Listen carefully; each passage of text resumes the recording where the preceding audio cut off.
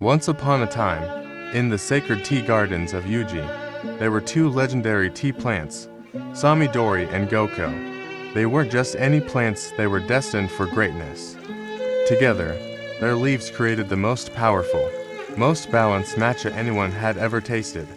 Samidori brought the vibrant energy, bright and grassy, while Goko carried the depth, rich with umami. They were the ultimate duo, bound by their roots and their destiny.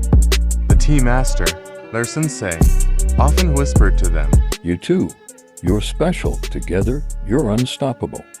The world needs what you bring when you unite. You'll become Kumo Matcha as perfect as the clouds." But fate doesn't care about destiny. One day, a great storm swept through the garden. It was brutal. Wind tore through the bamboo mats, rain crashed like waves, and when it was over, everything had changed.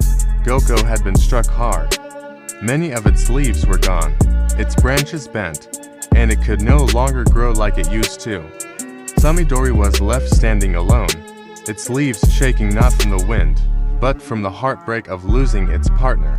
The tea master knelt beside them. His voice was quiet but firm. This isn't the end.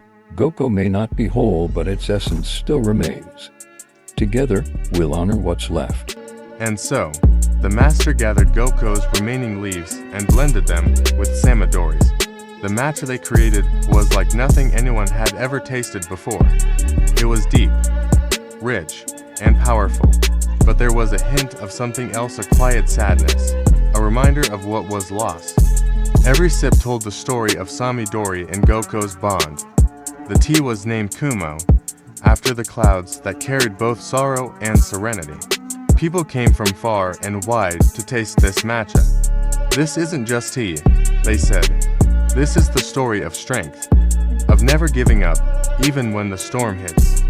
Samidori kept growing, its roots still wrapped around Goko's.